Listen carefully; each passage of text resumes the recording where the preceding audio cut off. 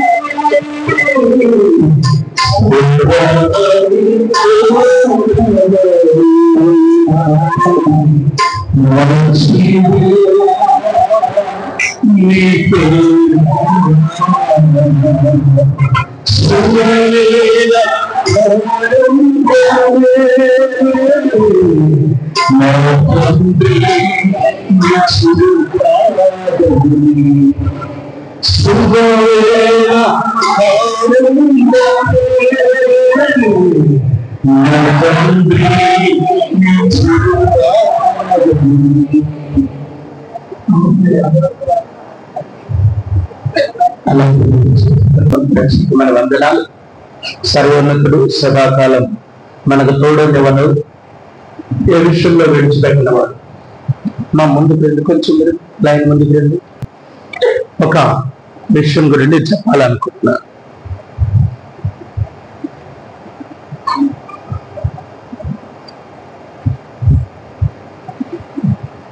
మానవుడికి మానవ జీవితంలో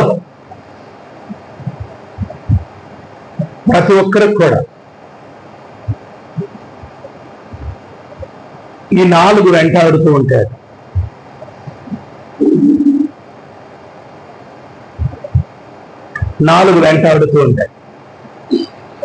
ఈ 4 ఎప్పుడైతే అందులో 3 మనం వదిలించుకోగలిగితే 4వ దాన్ని పట్టుకోవడానికి సిద్ధంగా ఉంటాడు. ఆ 4 ఏంటి ఈరోజు నీకు చెప్తాను. మనల్ని పట్టి పీడించేది 3, మనల్ని పట్టి జీవింపజేసేది 1. ఈ 4 మనల్ని పట్టుకుంటాయి. అవకాశం ఇస్తే ఖచ్చితంగా ఈ 4 పట్టుకుంటాయి. మొదటిది ఏం పట్టుకుంటాం చూద్దాం. సంఖ్యాకాండం 32వ అధ్యాయం 23వ వచనం.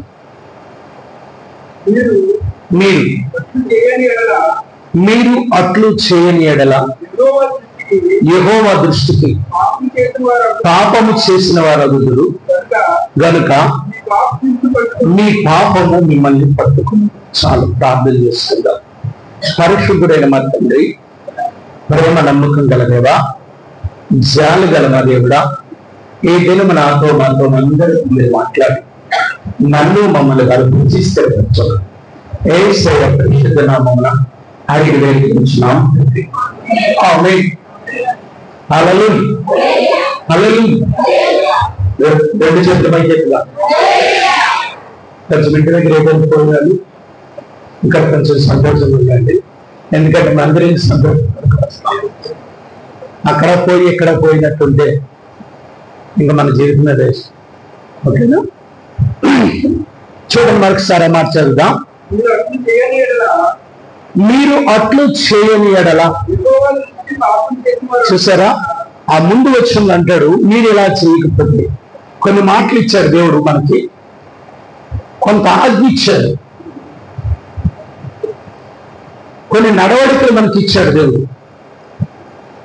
కొన్ని కమెంట్స్ మనకి ఇచ్చాడు, కొన్ని ఆలోచనలు దేవుడు మనకి ఇచ్చాడు, కొన్ని తలంపులు దేవుడు మనకు పెట్టాడు. మనందరికీ మన చేతిలో ఉంది దేవుని పరిశుద్ధ గ్రంథం. ఈ పరిశుద్ధ గ్రంథం దేనికి ఇచ్చాడు? ఇంట్లో పెట్టి గూట్లో పెట్టి పూజ చేయడానికి కాదు. చాలా మంది ఏం చేస్తారంటే, కొందరు బైబిల్లో అయితే కనీసం నలగదు. అంత జాగ్రత్తగా ఉంచుకుంటున్నానండి పాస్టర్ గారు. బైబిల్ కొని ఫోటోలాగా మూలపెట్టి పూజ చేయడానికి కాదు. దీన్ని ప్రతిరోజు చదవాలి. ఇది చదవాలి. నువ్వు ఎప్పుడైతే బైబిల్ చదువుతావో దీనిలో ఉన్న మర్మాలు నీకు అర్థమవుతుంది. దేవుడిని ఎలా నడిపిస్తాడో నీకు తెలుస్తాడు, ఎలా జీవించాలో తెలుస్తాడు, ఎవరితో ఎలా మాట్లాడాలో తెలుస్తుంది, ఎక్కడ ఎలా బిహేవ్ చేయాలో తెలుస్తుంది. బైబిల్ చదవనోడికి తెలియదు, ఏం కూడా ఏమీ తెలియదు. నువ్వు చర్చికి వెళ్ళొచ్చు, దేవుని సంఘంలో కూర్చోవచ్చు, నేను అందరిలాగా నేనే భక్తి పడిన అలాగా తెల్లబట్టలు వేసుకోవచ్చు.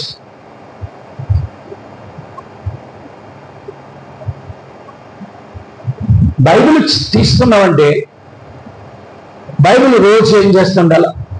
ప్రతిరోజు నీ దినచర్య ఏంటంటే లేచిన వెంటనే బైబిల్ చదవాలి. ఎంతమందికి అలవాటు ఉందో నాకు తెలియదు, కానీ లేచిన వెంటనే మోకరించి ప్రార్థన చేసి బైబిల్ తెచ్చి, ప్రభువా నాతో ఈరోజు నువ్వు మాట్లాడంటే ఈ వాక్యం నీకు మాట్లాడతాడు. నిజం. సామెతల గ్రంథం 6వ అధ్యాయం 22వ వచనం.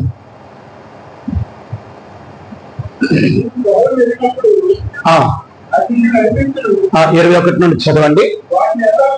వాటిని ఎల్లప్పుడూ, ఏంటవి? వాక్యాన్ని ఎల్లప్పుడూ నీ హృదయంలో ఉంచుకో. నీ మెడ చుట్టూ వాటిని ఏం చెయ్యు? అమ్మా మధ్యలో వచ్చి అక్కడికి వచ్చకూడదు. ఇక్కడికి వచ్చి ఖాళీ ఉంది కదా, ఖాళీ ఉంది. రైట్, దేవునికి స్తోత్రం. హల్లెలూయా, హల్లెలూయా. రైట్ పిల్లరా, చూడండి, అది ఎల్లప్పుడూ నీ హృదయంలో ఉంచుకొనుము, నీ మెడ చుట్టూ వాటిని కట్టుకొనుము. అది నేనేం చేస్తుందంటే వాక్యము నువ్వు త్రోవలో వెళ్ళినప్పుడు నేను నడిపిస్తుంది, నువ్వు పడుకున్నప్పుడు అది నిన్ను కాపాడుతుంది, నువ్వు లేచినప్పుడు అది నీతో మాట్లాడుతుంది. రోజు లేచినప్పుడు బైబిల్ నువ్వు చదివితే నీతో దేవుడు మాట్లాడుతూ ఉంటాడు. బైబిల్ మాట్లాడటం అంటే బైబిల్ కాదు, బైబిల్ ఉన్న ఆ దేవుడు వాక్యము దేవుడై ఉన్నాడు. చాలా మందికి అలవాటు ఉండదు, లేచామా వెళ్ళిపోయామా, కానీ ఒక్క రోజుకి 1-2 అధ్యాయాలు చదువుతున్నావా?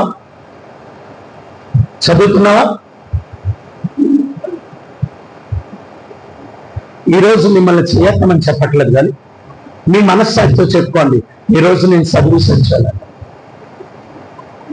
చదవలేకపోతే నువ్వు పాపం చేస్తున్నవాడు. ఈరోజు ఎంతమంది చదవలేరు? వాళ్ళందరూ పాపం చేస్తున్న వాళ్ళు. అట్లు చేయని ఎడల అది నీకు పాపమగును. సంఖ్యాకాండం 32వ అధ్యాయంలో ఏమంటున్నాడు? 23వ వచనంలో, మీరు అట్లు చేయని ఎడల. ఎట్లు? దేవుడు చెప్పాడు, ధర్మశాస్త్రం నీకు ఇచ్చాడు, నీకు చేతిలో ఒక బైబిల్ ఉంది, దేవుని వాక్యం ఉంది. రోజు వాక్యాన్ని చదవకపోవడం బట్టి మీరు పాపము చేసిన వారు. పాపం నేనేం చేస్తున్నానంటే చదవకపోవడమే పాపం. ఎస్, అట్లు చేయని ఎడల. యెహోవా దృష్టికి, ఎవరి దృష్టికి పాపం అంటే మనం చేస్తున్నాము? దేవుని దృష్టికి పాపం చేస్తున్నాం. బైబిల్ ఈరోజు ఎంతమంది చదవలేదు? ఈరోజే కాదు, రోజు కూడా తెల్లవారులు వేసి నీకు ఎన్ని పనులున్నా, ఎంత బిజీ వర్కర్ అయినా, నువ్వు ప్రపంచాన్నిలే రాజు అయినా, భారతదేశానికి ప్రెసిడెంట్ అయినా, అమెరికా దేశాన్ని గడగడలాడించినటువంటి ఎలాంటి వ్యక్తివైనా ఉదయం లేచిన వెంటనే నీ దినచర్యలో మొట్టమొదటి దేవునితో సహవాసం. దేవునితో సహవాసం. చదువుకున్న వారు మేము చదువు చదివేస్తున్నాం అనుకుంటున్నారు. చదువు చదివేస్తే సరిపోదు, దేవుని వాక్యం రోజు చదవాలి. తల్లిదండ్రులారా, మీ పిల్లలకు చెప్పండి, రోజు తెల్లవారు లేచి బైబిల్ తీయమని. ఒరే ఎగ్జామ్ వస్తుందిరా, లేదరా చదువుకోరా అంటున్నావు, కానీ ఒరే జీవితంలో పాస్ అవ్వాలంటే బైబిల్ చదవాలి. క్లాసులో పాస్ అవ్వాలంటే క్లాస్ బుక్స్ చదవాలి. నీ లైఫ్లో పాస్ అవ్వాలంటే, నీ జీవితంలో పాస్ అవ్వాలంటే, నీ జీవితంలో ఒక ఉన్నతమైన జీవితంలో సంపాదించాలంటే నువ్వు బైబిల్ చదవాలి అంతే.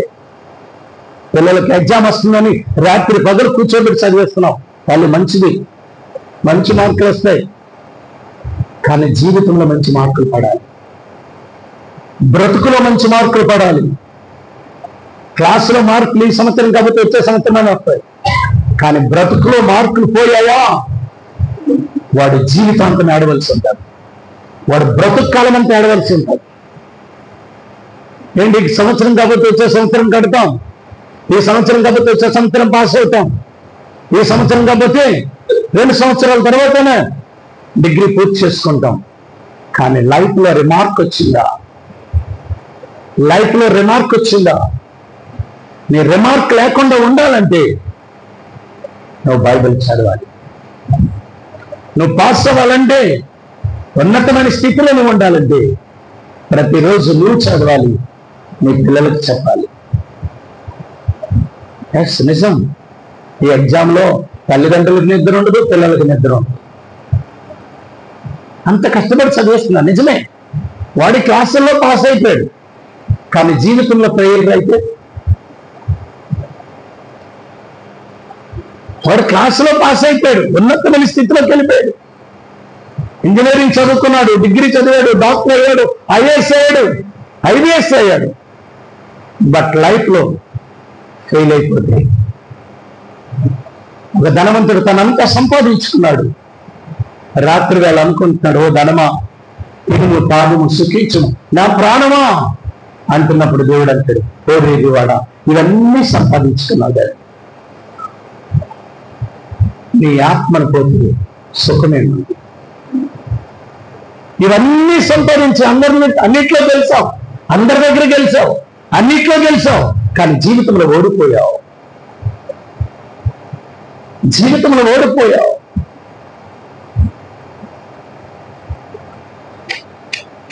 తెలుసా, జీవితంలో వాటం పాలు అవ్వకూడదంటే నువ్వు నిరంతరం బైబిల్ చదవాలి, నీ పిల్లలకు చెప్పాలి, నీ అక్క చెల్లెలకు చెప్పాలి, నీ అన్నదమ్ములకు చెప్పాలి.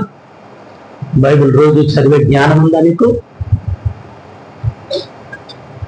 అని చెప్పనే దినములు చెడ్డవు కనుక సమయం పోనీక సద్వినియోగం చేసుకోవాలి. అజ్ఞానుల వలె కాక జ్ఞానుల వలె నడుచుకోవాలి. జ్ఞానుల వలె నడుచుకోవాలి. బైబిల్ చదవకపోవడం పాపం. అట్లు కాని దేవుడు ఏంటట, దేవుని దృష్టికి పాపం. నువ్వు అనుకుంటావు, తల్లి నేను పెద్ద చదివేస్తున్నానని, పెద్ద నేను ఏదో చేసేస్తున్నానని. ఎన్ని చేసినా దేవుని వాక్యం నువ్వు చదవకపోతే, దేవుని వాక్యం నీలో లేకపోతే నీ జీవితంలో ఫెయిల్.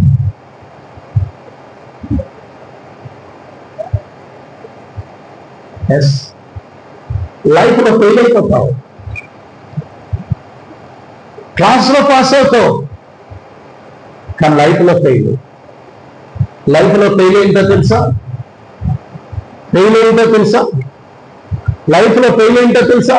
చదువుకున్నావు కానీ ఉద్యోగం రాదు. స్థాయికి వచ్చావు, ఏజ్ అయిపోతుంటుంది కానీ వివాహం జరగదు. వివాహం జరుగుతుంది కానీ ఇంట్లో సమాధానము ఉండదు. ఇది ఫెయిల్. మీరు అనుకుంటున్నారు లైఫ్లో మేమేం ఫెయిల్ అయ్యామని. లైఫ్లో ఫెయిల్ అయ్యేది వ్యక్తి తెలుసా? చదువుకుంటాం కానీ పని దొరకదు, ఉద్యోగం దొరకదు. చదువుకుంటాం, మంచి ర్యాంక్ స్టూడెంట్లే, నీలాగా ఎవరు నీ క్లాసులో చదవలేరు. కానీ అందరికి నీకంటే తక్కువ వాళ్ళకి ఉద్యోగం వచ్చేస్తుంది, నీకు రాదు. ఎందుకది? అప్పుడు నువ్వు ఆలోచిస్తే ఎందుకు నాకు రాలేదు, నేను బాగా చదువుకున్నాను కదా, నాకెందుకు ఉద్యోగం రాలేదంటే అప్పుడు నీ ముందు ఒకటి కనబడుతుంది. అమ్మా, నేను చెప్పిన చేయకుండా నువ్వు ఎన్ని చేసినా ఉన్నాయి. చూస్తారు ఒకసారి మత్తయి సువార్త 6:32 వచనం.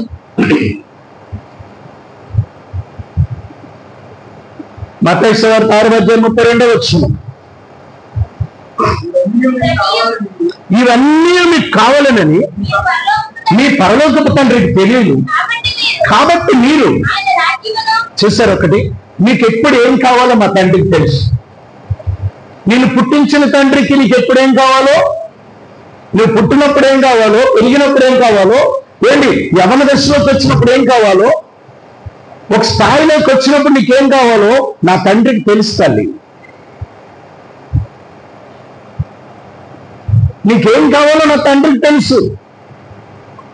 నీ ఇంట్లో ఏం కావాలో తెలుసు, నీ ఒంటికి ఏం కావాలో తెలుసు, నీ పిల్లలకి ఏం కావాలో తెలుసు, నీ భర్తకి ఏం కావాలో తెలుసు, నీ భార్యకి ఏం కావాలో తెలుసు, నీకేం కావాలో తెలుసు.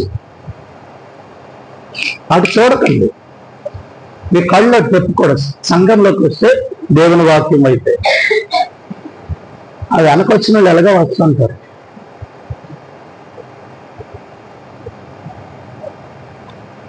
అందుచేతనే ముందు వచ్చిన వాళ్ళు ముందు కూర్చున్నారు అనుకో, వెనకొచ్చిన వాళ్ళకి ఆ బాధ ఉండదు కదా. వాకింగ్కి డిస్టర్బెన్స్ ఉండదు, మీకు డిస్టర్బెన్స్ ఉండదు. అక్కడి నుండి మొదలు పెడతారు.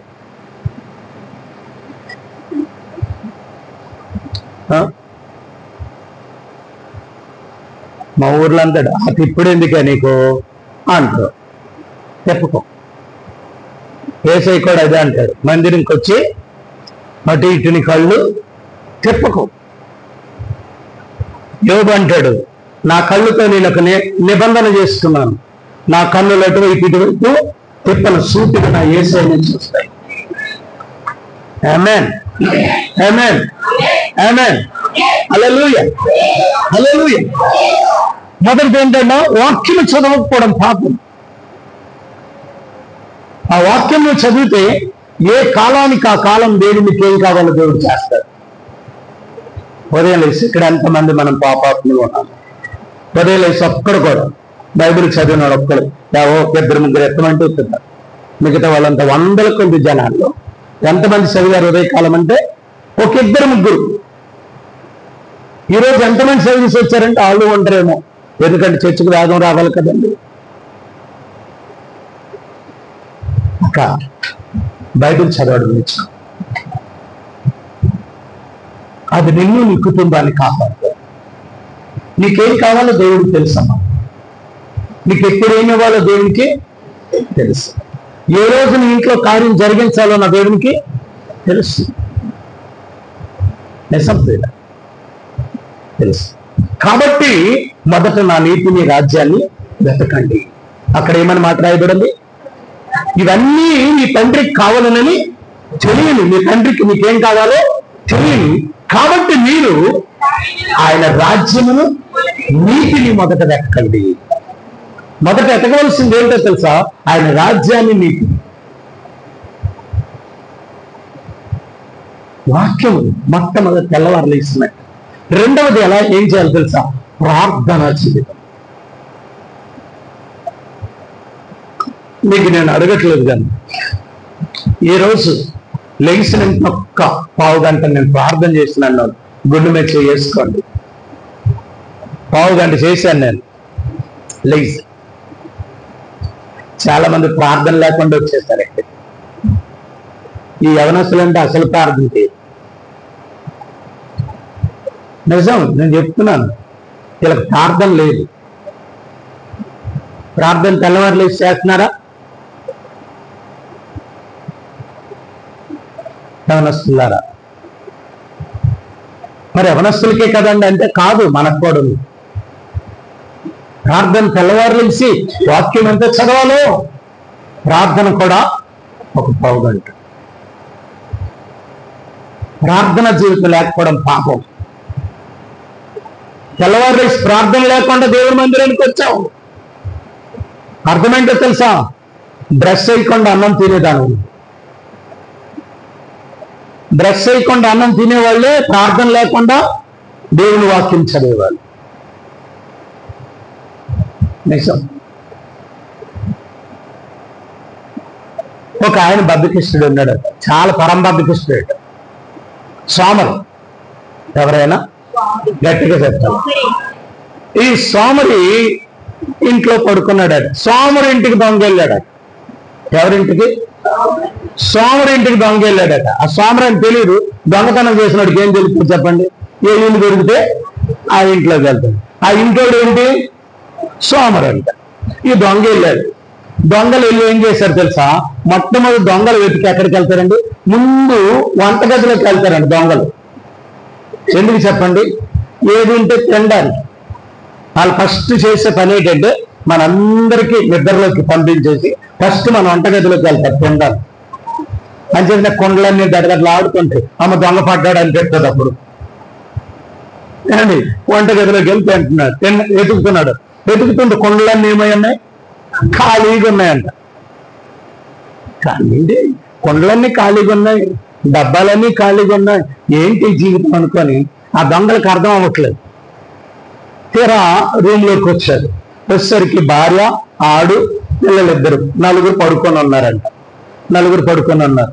పడుకొని ఉంటే ఏం చేయాలో దొంగలు తెలియదు. పోనీ ఆమ్లెట్ వేసుకుందామంటే గుడ్డు ఎతికినా గుడ్డు లేదట, మిరపకాయ కూడా లేదట. ఇల్లంతా ఏమయ్యింది? బియ్యము లేవు, ఒక మిరపకాయ లేదు, ఒక ఉల్లిగడ్డ లేదు, ఒక ఉప్పు లేదు, పప్పు లేదు. అన్ని బోర్లు పడి ఉన్నాయంట. కానీ ఖాళీ పడి ఏడుస్తున్నాయంట. ఈ దొంగలకు అర్థం అవ్వలేదంట.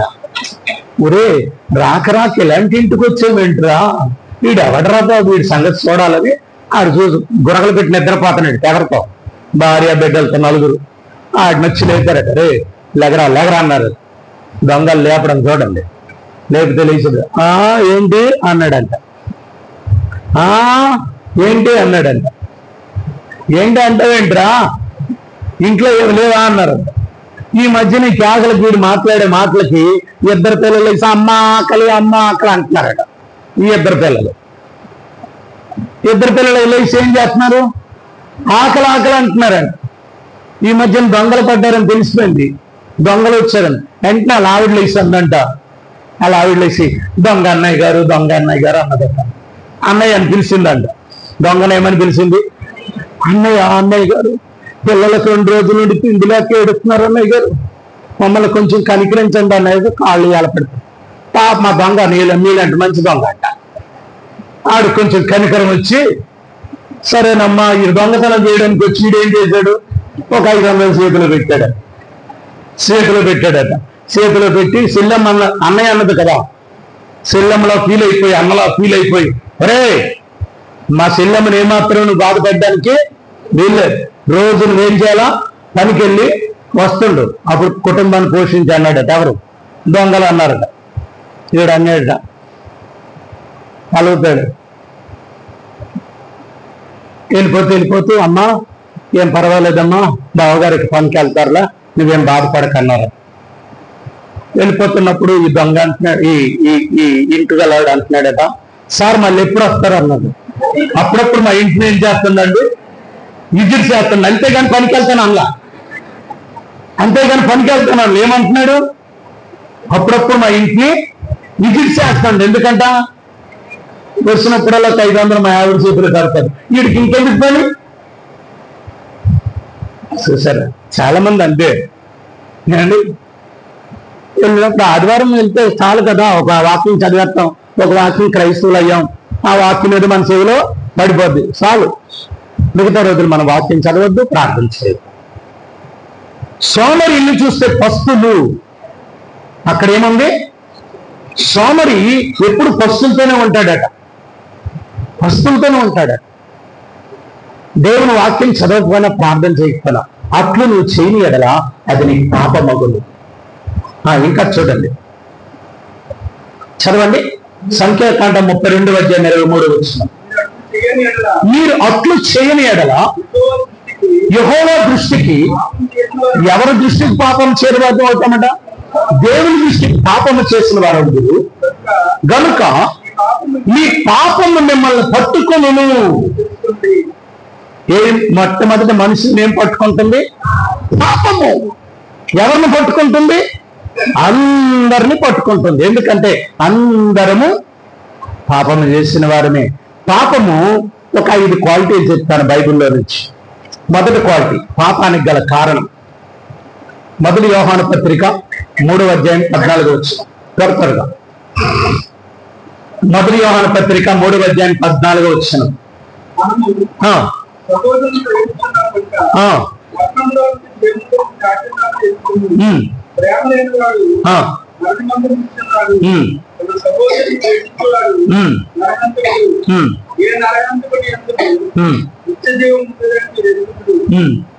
అక్కడ ఉంటుంది ఆజ్ఞ అతిక్రమమే పాపం. ఆజ్ఞ అతిక్రమమే పాపం. మనం ఆజ్ఞను, దేవుడు ఒక మాట చెప్పాడు, మీరు బైబిల్ చదవండి, ప్రార్థన చేయండి, సహవాసానికి ఖచ్చితంగా రండి. ఇది మీరిన వాడే పాపం చేసిన వాడు. నేను మనం చర్చికైతే వస్తున్నాం కానీ బైబిల్ చదవలేదు, చర్చికైతే వస్తున్నాం కానీ ప్రార్థన చేయట్లేదు. ప్రార్థన చేసి ఎవరైతే బైబిల్ చదువుతారో వాళ్ళ సంఘానికి కరెక్ట్గా రారు. ఆదివారం మందిరంలో ఉంటున్నాం, ఇది ఆజ్ఞాతిక్రమం. ఇది మొదటి పాపం. క్రైస్తవుడు చేసే పాపం ఏంటో తెలుసా? దేవుడు చెప్పిన పని చేయకపోవడమే పాపం. నిజమా ప్రియ? నిజమండి. ఎస్. ఆయన సహవాసంగా కూడమన్నాడు, రాకపోవడమే పాపం. నిజం. ఇంకొక మాట చెప్పనా? ఇంకే మాట చెప్తే మీరెవరు బైబిల్ దేవుని సన్నిధికి వెళ్ళరేమో. ఎందుకో తెలుసా? సమయానికి రాకపోవడం కూడా పాపమే. దేవుడు ఒక టైం చెప్పాడు, ఆ టైంకి రాకపోవడం కూడా పాపమే. మీకు తెలుసా? మీకు ఒక విషయం, మీ అందరికీ తెలుసు, కోపం అవ్వకండి కానీ, ఎందుకంటే మీరు నాకు తెలుసు కోపం చూస్తున్నారని. ఇంటర్వ్యూ 10 గంటలకు అన్నారనుకోండి, మీరు 11 గంటలకు వెళ్ళారనుకోండి, ఏమవుతుంది ఇంటర్వ్యూ? అమ్మ ఏమవుతుందమ్మా? గట్టిగా చెప్పండి అమ్మా, గట్టిగా చెప్పండి. వచ్చిన వాళ్ళు మేము రాలేదు కాబట్టి ఏం చెప్తాం పాస్టర్ గారు అంటారా? పర్లేదు, అందరము మన దేవుడు ఎలాంటి వాడు అంటే క్షమించేవాడు. కాబట్టి మనం ఎన్ని చేసినా గట్టిగా చెప్పండి, క్షమించేస్తుంటాడు. ఇంటర్వ్యూకి నీకు 10 గంటలకు రమ్మన్నారు, నీకు ఉద్యోగానికి ఎన్ని గంటలకు వెళ్తావమ్మా? అవతల 10కి వెళ్ళిపోతావా? చూసారా? ఇంటర్వ్యూకి రమ్మంటే ఎన్ని గంటలకు వెళ్తావు? ఏమన్నా నువ్వు డ్యూటీకి వెళ్తావు కదా, ఎన్ని గంటలకు అక్కడ సంతకం ఇది పెట్టాలి? గంట ముందు కదా. మరి చర్చికి ఎందుకు అంత లేటుగా వస్తావు? ఏమండి చెప్పండి అయ్య గారు, అడగరా మీరు? చెప్పండి అమ్మా. డ్యూటీకి గంట ముందు వెళ్ళి ఏం చేయాలా? ఇది నొక్కితే కానీ వాడు ప్రెసిడెంట్ చేయటం. చెప్పండి అమ్మా, చెప్పండి. మనందరం కూడా, ఒక్కొక్కరి ముందులో కాదు, అందరం కూడా,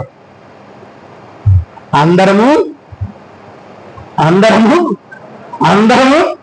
గట్టిగా చెప్పాలా? పెద్ద దొంగ ఎవరంటే పాస్టర్ గారు, తర్వాత మిగతా వాళ్ళందరూ దొంగలు. ఎందుకంటే సమయం పాటించకపోతే నువ్వు దొంగవే. సమయం పాటించాలి, అదే పాపం. పెద్ద పాపం నువ్వేం చేయట్లే. సమయం 7 గంటలకు ఆరాధన అంటే 7 గంటలకు నువ్వు ఉండట్లేదు. నీ ఇష్టం, నువ్వు 8కి వస్తావు, 9కి వస్తావు, 10కి వస్తావు, నా ఇష్టం అండి అని అంటాం. ఏమండి, మనం చేసే ఉద్యోగం కానీ, మనం చేసిన వ్యాపారం, ఒక్కసారి పాపం ఏంటో అనుకుంటున్నారు చాలా మంది. పాపం అంటే దేవుడు ఎన్ని గంటలంటూ చెప్పారో అన్ని గంటలకు వెళ్ళకపోవడమే పాపం.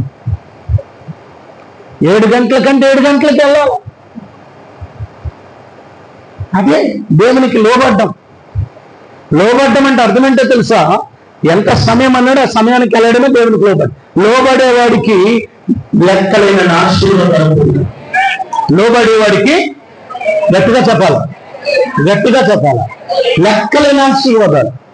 మాటకు లోబడాలి, దేవుని మాటకి. నువ్వెంత భక్తిపరురాలువా, భక్తిపరుడువా, నువ్వెంత వాక్యం చెప్పగలవా, ఎంత వాక్యం చెప్పగలవా, ఎంత పాటగాడవా, ఎంత ఏటగాడవా దేవుడు చూడు. ఎంత లోబడేవాడువా దేవుడు చూస్తాడు. నువ్వు ప్రపంచాన్నంతా కదిలించే ఏంటి మాటలు నువ్వు చెప్పొచ్చు, కానీ దేవునికి లోబడే గుణం నీకు ఉండాలి. దేవుడు చెప్పేది అది లోబడే గుణం. కాబట్టి మొదటి పాపం ఆజ్ఞ అతిక్రమం. రెండవ పాపం చూద్దామా? అదే 1 యోహాను పత్రిక 5వ అధ్యాయం 17వ వచనం. 1 యోహాను పత్రిక 5వ అధ్యాయం 17వ వచనం. సకల దుర్నీతియు పాపం. ఏ నీతట? దుర్నీతి. ఏంటమ్మా? మనుషుల్లో 4 రకాల నీతులు పనిచేస్తాయట. మనుషుల్లో 4 రకాల నీతులు. మొదటిది నీతి. నీతి ఏంటో తెలుసా? దేవుని నమ్ముకోవడం నీతి. ఇది దేవుని వెంబడించడం నీతి. రెండవది రెండో వ్యక్తులు ఎవరంట? స్వనీతి, సొంత నీతి. ఆళ్ళ నీతే, ఆళ్ళ గీసిన గీతే, ఇంకా దేవుడి గీత వాళ్ళకు వద్దు. వాళ్ళకు నీతిని ఎంచుకున్నారు, అదే నీతి వాళ్ళకి, స్వనీతి. మూడవది లోకనీతి. లోకంలో నీతి ఉంది. లోకంలో నీతి అని తెలుసా? లోకం నీతి ఏం చెప్పండి? లోకంలో నీతి చెప్పేది తెలీదా? లోకంలో నీతి ఏంటో తెలుసా? ఒకరోజు స్కూల్ నుండి ఒక అబ్బాయి ఏడుచుకుంటూ ఇంటికి వచ్చాడట. వాళ్ళ అమ్మన్నదంట, ఎందుకు ఏడుచుకుంటూ వచ్చావు అన్నదంట. మమ్మీ టీచర్ కొట్టారు అన్నాడట. ఎందుకంటే టీచర్ కొట్టాడు? టీచర్ ఎందుకు కొట్టిందనంటే, ఏం లేదు మమ్మీ, కళ్ళు మూసుకొని నా బ్యాగ్ అనుకొని ఆడి బ్యాగ్లో పెట్టి పెన్సిల్ తీశాను మమ్మీ. కళ్ళు మూసుకొని ఆడి బ్యాగ్లో పెన్సిల్ తీసాడట. మరి పెన్సిల్ తీసినప్పుడు ఏం చేయాలా? ఆడిది కాదన్నప్పుడు ఇచ్చేయాలా లేదా? రాసుకుంటాడు అడిగాడు, నా పెన్సిల్ ఎవరంటే నాది అన్నాడంట. మరి ఆ టీచర్ చెప్పారు. టీచర్ ఏం చేశారు? కొట్టారు. ఇది మీనీతి. అయితే వాళ్ళ అమ్మ అన్నదంట, అదేందుకు కొట్టింది అలాగా? కాకపోతే అలాంటి 4 పెన్సిల్ ఇచ్చేస్తాను మీ నాన్న అని. నిజంగా ఆవిడైతే, నిజంగా మంచి తల్లి అయితే ఏం చెప్తుంది? తప్పురా నాన్న, పరుంది మనమేమి తీయకూడదురా, అలా నువ్వు చేయడం తప్పు అని ఏం చేయాలా? ఈ చెంప ఆ చెంప మీరైతే అలాగే కట్ చేస్తారు పిల్లలకి, మీరు మంచోడు, పాపం ఆవిడకి తెలియదు అని చెప్పాలా? ఏం చేసింది తెలుసా? మీ నాన్న రానరా, ఒక పెన్సిల్ కర్మ, ఎన్ని పెన్సిల్ ఎన్ని శ్రద్ధం అన్నదట. వాళ్ళ నాన్న వచ్చాడట. ఆఫీసు నుండి రాగానే అంటుందంటే, ఏమండి మీరు పిల్లలను పట్టించుకోరు, కుటుంబాన్ని పట్టించుకోరు, ఎవరెలా పోతున్నావు నీకు తెలియదు. ఏమైందే చెప్తే, ఇప్పటికే బుర్రంతా ఊరి మీద తిరిగి వచ్చాను, ఎక్కడ కూడా తిప్పేస్తావు అన్నాడట. ఏమంటావేంటి? బాబు అలాగే ఏడుస్తూ వచ్చాడంటే ఆయన పిలిచాడు. ఎందుకు ఏడ్చామంటే టీచర్ కొట్టిందని. ఎందుకుగా కొట్టిందని అడగల. ఏం చేసావని అడిగాడు. ఏంటంటే పెన్సిల్ పక్కోడు, నా పెన్సిల్ అనుకుని నా బ్యాగులో ఉంది అనుకుని ఆడ బ్యాగులో తీశాను, పెన్సిల్ తీశాను. పెన్సిల్ తీస్తే కొట్టిందా? అవును, పెన్సిల్ తీసి. నీకు ఎవడో దొంగతనం చేయమన్నాడు? ఆ పక్కోడు పెన్సిల్ ఎవడు తీయమన్నాడు నీకు అన్నాడు. అబ్బా ఆడు అనుకున్నాడు మా నాన్న ఎంత నీట్గా అన్నాడని. వాళ్ళ నాన్న అన్నాడట, ఒరే మొన్న నేను ఆఫీసు నుండి డజన్ పెన్సిల్ తెచ్చాను కదా, ఒక్క పెన్సిల్ దొంగతనం చేస్తావేట్రా? ఇదే నీతి, లోకనీతి. ఈ డజన్లు చేస్తే కొడుకు ఒకటి చేసి తప్పండి, తప్ప. ఈ డజన్లు తెస్తే ఆ కొడుకు ఒకటి చేసి తప్పండి, ఇది లోకనీతి. మూడవ నీతి ఏంటి? దుర్నీతి. 4వ నీతి. 5వ నీతి ఏంటో తెలుసా? దైవనీతి. మొదటి నీతి స్వనీతి, లోకనీతి, దుర్నీతి, దైవనీతి. నీతిలో 5 రకాలు. ఒకటి చెప్పండి, నీతి. నీతి అంటే ఏంటి? అబ్రహాము దేవుని నమ్మిన కనుక అది నీతిగా ఎంచబడు. ఇది నీతి. రెండవ నీతి ఏంటి? స్వనీతి. ఎవడ నీతి పెట్టాడు ఆధారం. నేను నీతిమంతుడు అనుకొని నాకు నేను తీర్పు తీర్చుకోవడం. మూడవది ఏంటి? లోకనీతి. నాలుగవది ఏంటి? దుర్నీతి. ఐదవది ఏంటి? దైవనీతి. ఏంటో తెలుసా? ఎప్పుడు పూర్తవుతుందో అప్పుడు ఫినిష్ చేస్తాడు. ఆ నీతి వరకు వెయిట్ చేస్తాడు. దైవనీతి ఎలాంటిదంటే ప్రతి సమయంలో క్షమించడానికే చూస్తాడు. దైవనీతి మన అందరినీ క్షమిస్తూనే ఉంటుంది. కానీ ఇంకా ఎక్కువైపోతే అప్పుడు మొత్తం తీసేస్తాడు. ఇది దైవనీతి. రైట్ పిల్లరా? దుర్నీతి మన పాపము కారణం. దుర్నీతి. మూడవది పాపానికి కారణం. చూద్దాం, రోమా 14:23.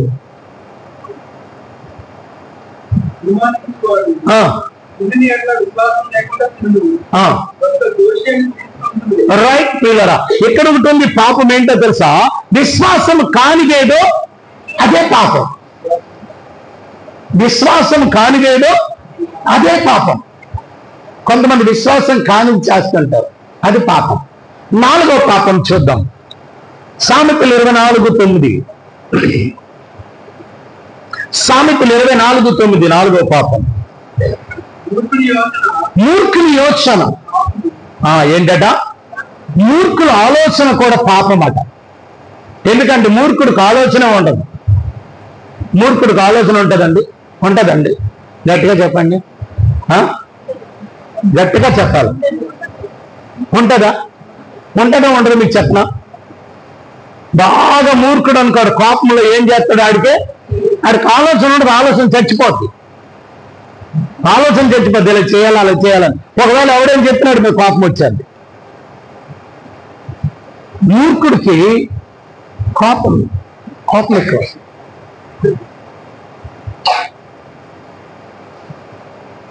పేదవాడికి ఆకలి ఎక్కువట, ధనవంతుడికి దాహం ఎక్కువట, మూర్ఖుడికి కోపం ఎక్కువట, చేతకానుడికి చెవురు ఎక్కువట, అన్ని ఉన్నోడికి అణికిమునుగు తక్కువట.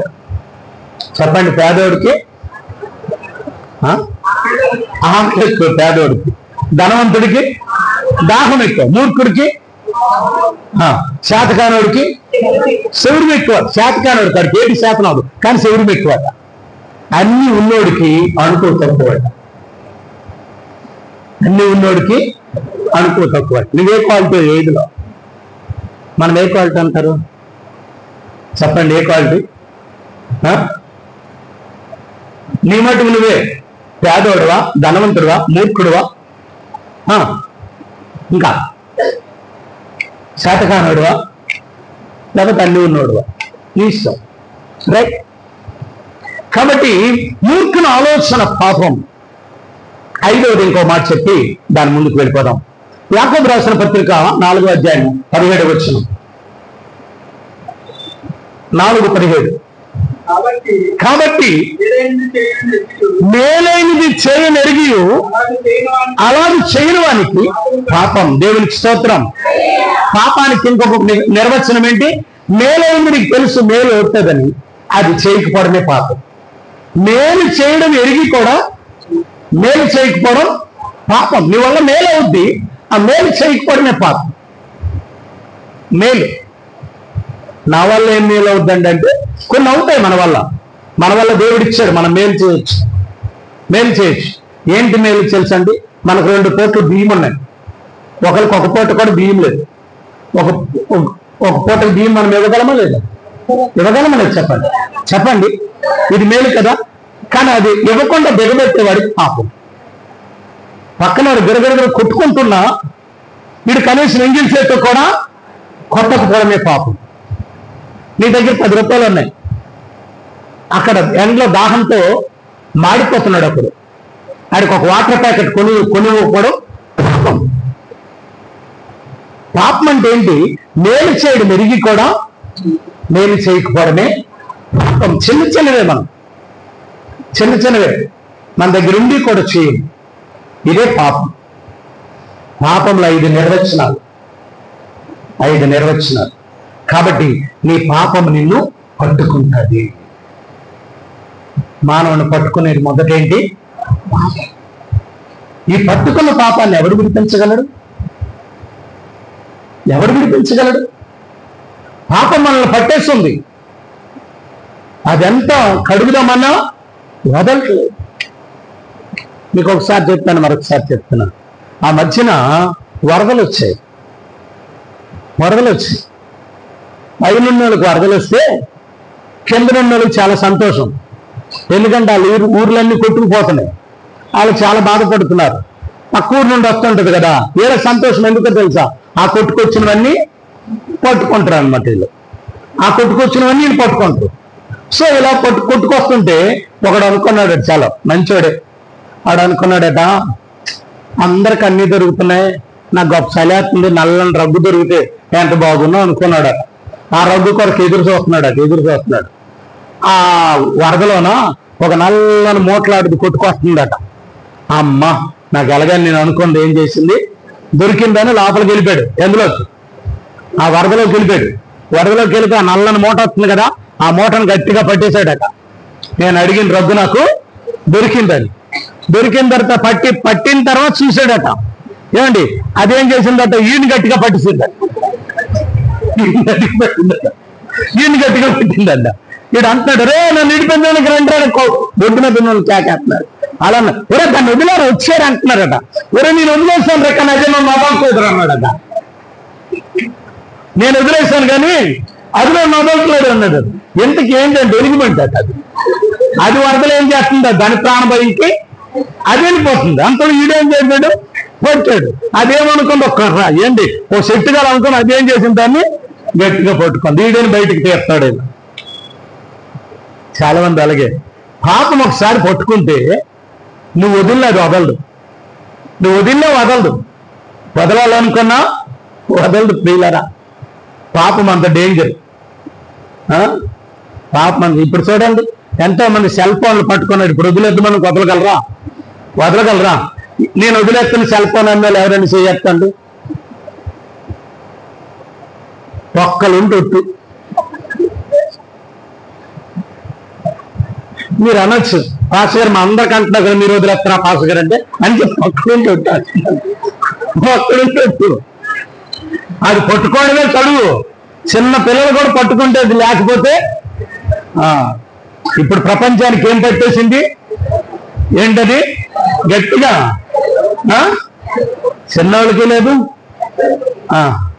మొన్న కావిడొచ్చా అంటే పాస్ గారు రేపో మాకు చచ్చిపోవాలి, నాకు మా వాడు సెల్ల కొనట్లేదు అంటుంది.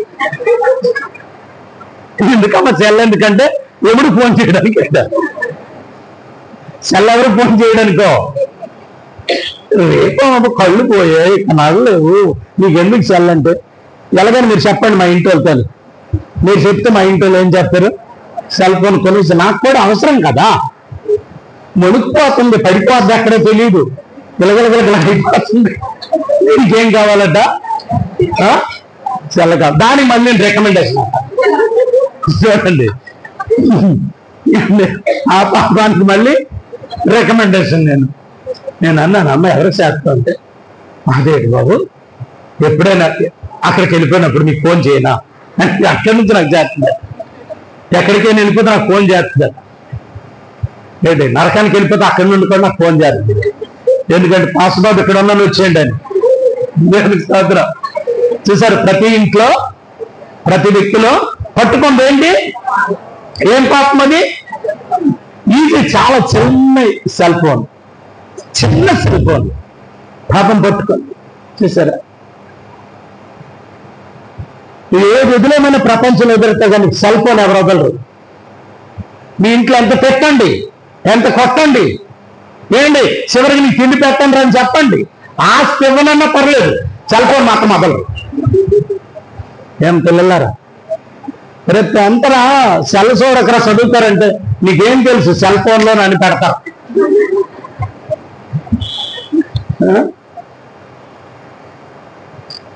నీకు లేదా సెల్?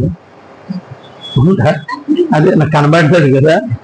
రైట్, లేదన్నాళ్ళు ఎవరు లేరు ప్రియులారా.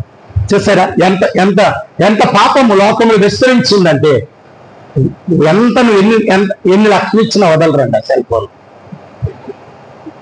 ఒక్కసారి సెల్ ఫోన్ ఎడిట్ అయినోడు ఇంకా లైఫ్ లో విడిచిపెట్టలేదు. రైట్, దేవునికి స్తోత్రం. మొదటి పాపం ఏంటి? మన పాపం మనల్ని పట్టుకున్నప్పుడు వదలదు. అది ఎవరు విడిపించగలరు? అపోస్తలుడైన పౌలు అంటాడు, అయ్యో నేను ఎంత దౌర్భాగ్యుడిని, ఈ పాపం నియమం నుండి నన్ను ఎవరు విడిపిస్తారు? ప్రార్థన చేసి రెండవది పట్టుకుంటారు. ఇదేంటో చెప్పనా? కొన్ని పట్టుకుంటూ వదలవు. ఏంటో చెప్పండి. లోకాసు సువార్త 13వ అధ్యాయము 16వ వచనం. లోకాసు సువార్త 13వ అధ్యాయము 16వ వచనం. ఇదిగో 18 ఏళ్ళ నుండి సాతాను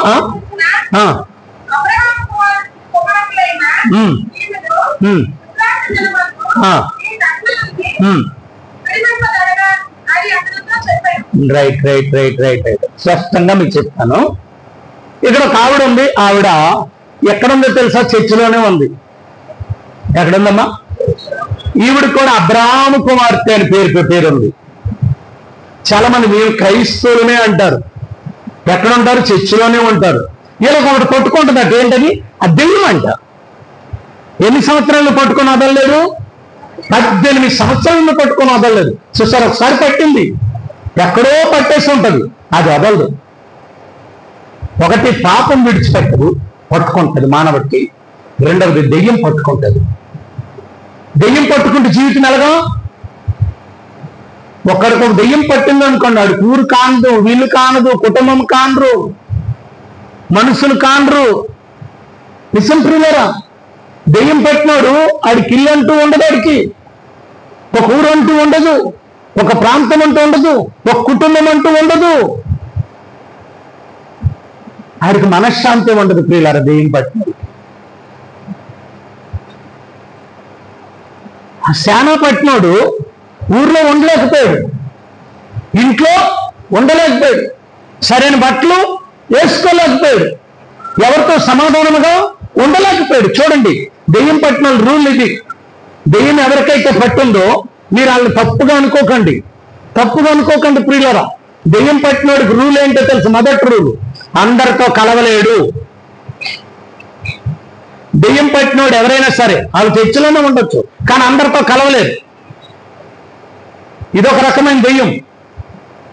మేము చర్చికి వెళ్తున్నామండి అనొచ్చు, కానీ అందరితో కలవలేవు. అందరితో కలకుండా చేసేదేంటి? గట్టిగా చెప్పాలా? దెయ్యం. మళ్ళీ ఏమంటారు తెలిసి వీళ్ళు ఏమంటారు తెలుసా? అందరు చర్చకొచ్చిన మంచోళ్ళు కాదు పాస్టర్ గారు. ఇదొక పెద్ద దెయ్యం. నిజం ప్రియులరా, దెయ్యం పట్టినోడు అందరితో కలవలేడు, అందరిలో నిలవలేడు, అందరిలో ఉండలేడు. స్త్రీ అవని పురుషులు తీరా ఎవరి మీద బ్లేమ్ చేస్తారు తెలుసా? అందరూ కొన్ని పాపాత్మలేనండి, అందరూ ఒక్కడే పుణ్యాత్మ ఉండడం. చర్చికి వచ్చిన వాళ్ళు 1000 మంది ఉన్నాడు, అందరూ చెడిపోయిన వాళ్ళేనా? అందరూ చెడిపోయిన వాళ్ళేనండి?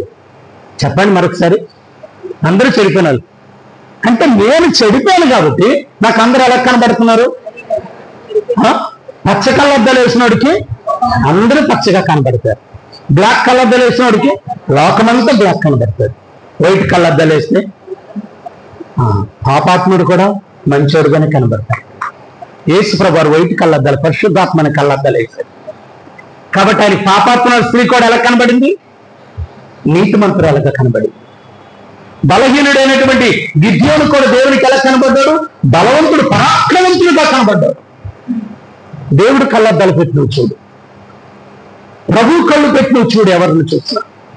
ఎవరిని చూసినా యేసయ్య కళ్ళు పెట్టి చూడు, నీకందరూ పవిత్రులుగానే కనబడతారు. యేసయ్య కళ్ళద్దాలు పెట్టి నువ్వు ఎప్పుడైనా చూడతావు? మందిరానికి వచ్చినప్పుడు కానీ, లోకంలో ఉన్నప్పుడు కానీ, ఎక్కడున్నప్పుడు కానీ నీ కళ్ళు కాదు, నీలో యేసయ్య కళ్ళు కావాలి. అందరూ నీకు ఎలా కనబడతారు? యేసు ప్రభు బిడ్డల్లా కనబడతారు. అందరూ ప్రేమతో, వాళ్ళు మన మీద ఎంతవరకు ఉన్నా వాళ్ళు కూడా మనకు ప్రేమతోనే కనబడతారు. ఇక్కడ కనబడదు. ఈ దేశం అనేది కనబడదు ప్రియులారా, కనబడదు. ఈ దెయ్యం పట్టినాడు బలహీనం. చూడండి, ఆ దెయ్యం పట్టిన ఆవిడ ఏమైంది? బలహీనురాలు. దెయ్యం పడితే చాలా బలహీనం.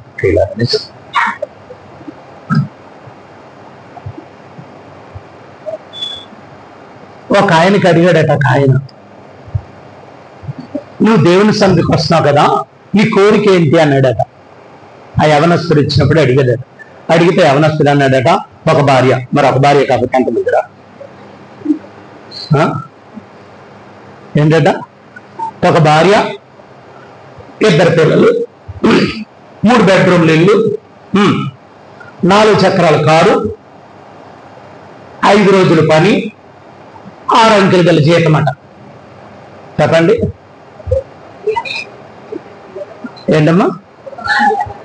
గట్టిగా చెప్పాలి. నీకేం కోరికలంటే ఒకే భార్య కోరిక. అబ్బా ఎంత మంచోడు. ధర్మదార్ ఒక భార్య. చెప్పండి. 2 పిల్లలు. ఇప్పుడు వద్దు కదా, 3 అయితే ముద్దు. 2 ముద్దు, 1 వద్దు, 2 హద్దు, 3 వద్దు. ఇప్పుడు నినాదం ఏంటి? 1 ముద్దు. మీకే యవనస్తులారు చెప్పండి, 1 ముద్దు, 1 ముద్దు, 2 హద్దు, 3 అసలే వద్దు కదా. 2 పిల్లలు. మరి 3వది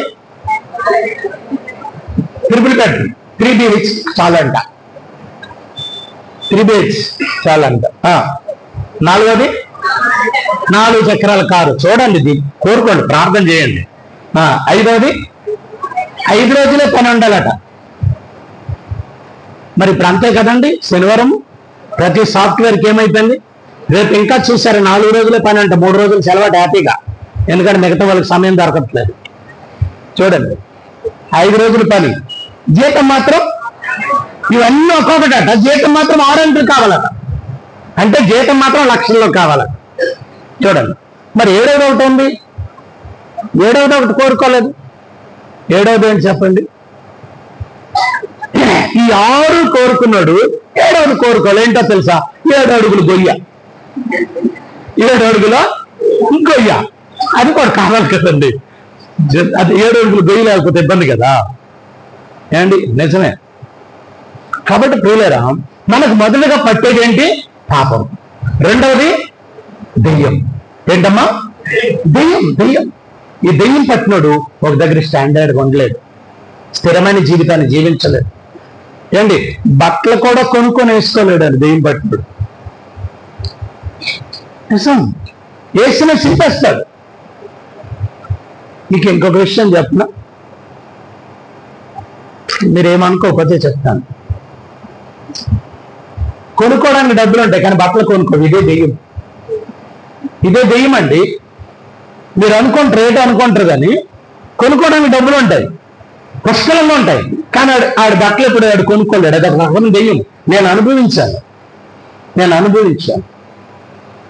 బనేను కూడా కొనుక్కోలేకపోయాడు. డబ్బులు ఉంటాయి, కొనుక్కోలేదు.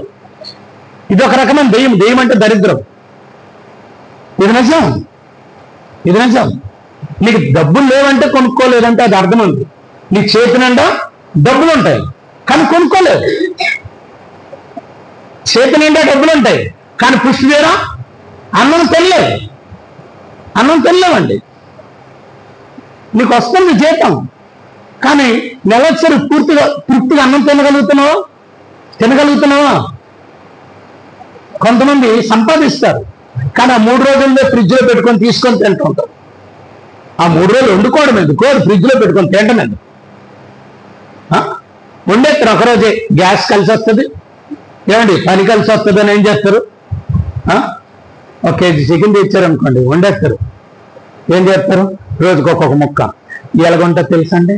ఎలాగుంటుంది చెప్పండి? ఎలాగుంటుంది కదా. 3 రోజులు చాలా బాగుంటుంది కదా. మీకు తెలియదు కానీ పాస్టర్ గారు, ఫ్రిడ్జ్లో అంతే ఉంటే అంత బాగుంటుంది. ఇదేంటి? దెయ్యం. ఇదంతా దరిద్రం పని. అన్నీ ఉంటాయి, కానీ అనుభవించలేం. అది దెయ్యం. దెయ్యంకి అన్నీ ఉంటాయి, కానీ అనుభవించే కృప ఇవ్వదు. బలహీనపరచు దెయ్యం. 3వది మనకు పట్టేది ఏంటో తెలుసా? 3వ పట్టేది ఏంటో తెలుసా? పాతాళం పట్టుకుంటుంది. చూద్దాం ఒకసారి పాతాళం ఎలాగుంటుందో చూద్దాం ప్రియులారా. లూకాసు శుభవార్త. ఒక ధనవంతుడు చనిపోయి, లూకాసు శుభవార్త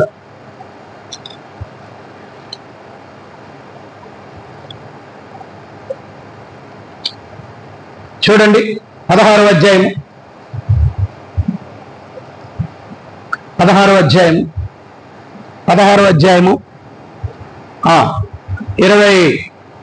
22వ వచనం. ఆ దరిద్రుడు చనిపోయి దేవదూతల చేత అబ్రహాము రొమ్మును ఆనుకున్నట్టు కొనుక్కోబడెను. ధనవంతుడు కూడా చనిపోయి పాతి పెట్టబడెను. అప్పుడతడు పాతాళములో బాధపడుచు. రైట్. పాతాళం పట్టుకుంటే మొదట ఏంటో తెలుసా? బాధ. పాతాళంలో ఉన్నవి చెప్తాను ఒకసారి చూడండి. ఒకసారి ఒకటి బాధ. 24వ వచనం. పాతాళం ఏంటి? బాధ పెట్టేది, బాధ. రెండవది ఏంటో తెలుసా? దేవుడికి దూరంగా ఉంటావు. 24వ వచనం. అక్కడ ఏముండదు? కనికరం ఉండదు. పాతాళంలో కనికరం ఉండదండి. అక్కడ కనికర పొందుతావు అనుకోవడానికి వీల్లేదు. ఇక్కడే రక్షణ, ఇక్కడే నువ్వు మారు మనసు, ఇక్కడే పశ్చాత్తాపం. ఏం పొందినా ఇక్కడే. ఇంకా మరి అక్కడికి వెళ్ళాక నేను పొందుకుంటాను అనడానికి లేదు ప్రియులారా, లేదు. పాతాళంలో కనికరం ఉండదు. పాతాళం పట్టుకున్న వాడికి మొదట బాధ. అని చెప్పిన పాతాళంలోకి వెళ్ళిపోయాను రా బాబు నా జీవితం అంట. నా జీవితం పాతాళంలోకి వెళ్ళిపోయింది. ఎక్కడో ఉండవలసిన వాడు ఇన్ని బాధలు అనుభవిస్తున్నానంటే పాతాళంకి వెళ్ళిపోయి దాన్ని ఉపయోగిస్తారు. పాతాళం అంటే పాతాళం కాదు, కానీ అంత స్థితిలోకి లోతుల్లోకి వెళ్ళిపోయింది మా బతుకు. అక్కడ కనికరం ఉండదు.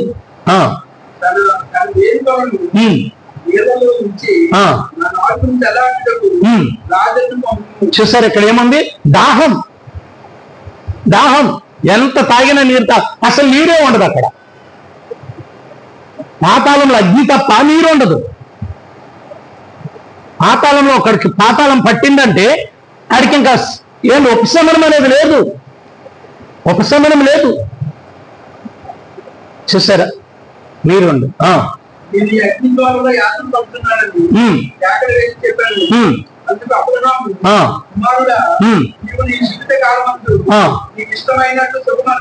అనుభవించు కనుక అలాగునని లాజరు కష్టం అనుభవించాను, జ్ఞాపకం చేసుకున్నాము.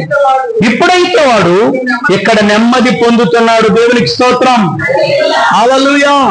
పాతాళం పట్టేవాడు యాతన పొందుతాడు, దేవుడు పట్టుకున్నవాడు నెమ్మది పొందుతాడు. నాలుగోది ఎవరు పట్టుకోవాలి? మనల్ని దేవుడు పట్టుకోవాలి. ఇప్పటి వరకు ఎవరి చేతిలో ఉన్నావు? పాపం చేతిలో ఉన్నావా? దెయ్యం చేతిలో ఉన్నావా? పాతాళం చేతిలో ఉన్నావా? నీ జీవితం నీకే అర్థమైపోద్ది. నువ్వు పడుతున్న వేదన, బాధ, కన్నీరు, దుఃఖము పాతాళంలో ఉన్నాను ప్రభా, ఒక్కసారి నాకు ఈ దెయ్యం నుండి విడిపించండి ప్రభు అంటే యేసయ్యని చేయి పట్టుకుంటాడు. యేసయ్యని చేయి పట్టుకుంటాడు. యేసయ్యని చేయి పట్టుకొని నేను అందులో నుండి బయటికి తీసుకొస్తాను. నువ్వు ఈరోజు ఒకసారి అడుగు, ప్రభు ఇందులో ఉన్నాను, దీనిలో నుండి నన్ను బయటకు తీస్తాను. దేవుడి చేతితో పట్టుకున్నవి 3 విషయాలు చెప్పి నేను ముగిస్తాను, సమయం అయితే. మొదటి విషయం చూద్దాం. మొదటి విషయం, పాతాళంలోకి వెళ్ళిపోయినటువంటి చెలిపోయినటువంటి ఒక కుమార్తెని చేతితో పట్టుకున్నాడు. చూద్దామా? మార్కు సువార్త 5వ అధ్యాయం. మార్కు సువార్త 5వ అధ్యాయం చూద్దాం. 40 వచ్చిన 36 వచ్చిన చదవండి. రైట్. ఒక్క మాట వినండి. ఇప్పటి వరకు నువ్వు దెయ్యం చేతిలో ఉన్నా, పాతాళం చేతిలో ఉన్నా, పాపం చేతిలో ఉన్నా, నిన్ను పాపం పట్టి పీడిస్తున్నా, దెయ్యం పట్టి పీడిస్తున్నా, పాతాళం పట్టి పీడిస్తున్నా, ఎవరు ఎన్ని చెప్పినా నువ్వు బాగుపడమని ఎవరు చెప్పినా దాన్ని నమ్మద్దు. వారి మాట నమ్మకుడి. ఎందుకంటే నీకు అన్నిటి నుండి విడిపించడానికి నా యేసయ్య తండ్రి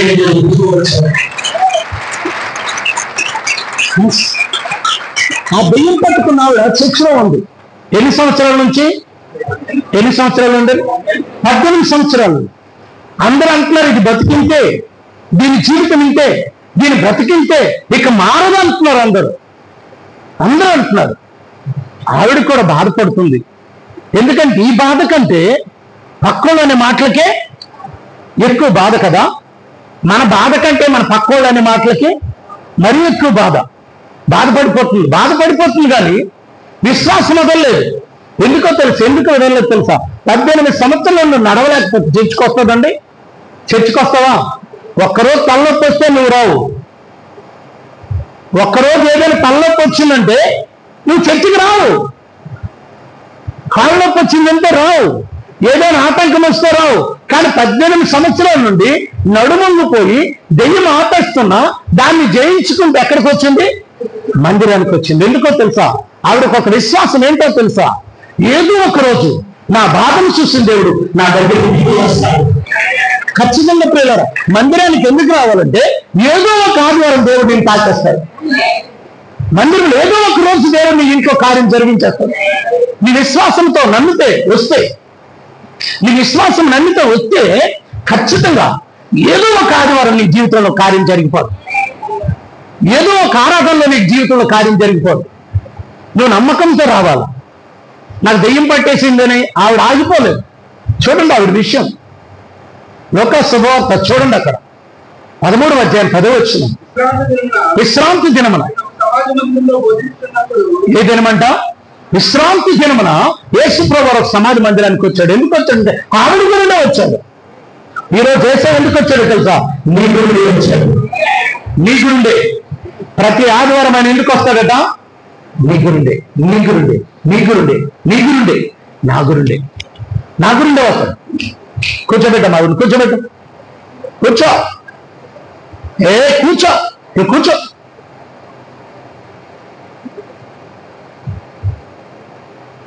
ఆవిడ గురిండే వచ్చాడు.